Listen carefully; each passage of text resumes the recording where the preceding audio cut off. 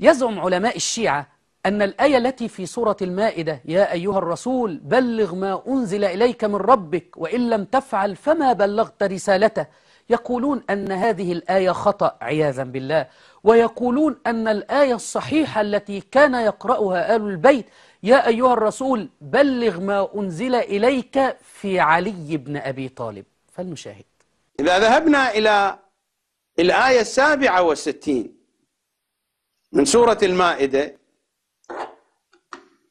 يا أيها الرسول بلغ ما أنزل إليك من ربك وإن لم تفعل فما بلغت رسالته،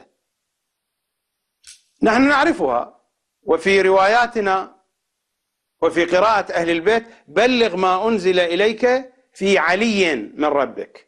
وهذا تحريف واضح لكتاب الله تبارك وتعالى.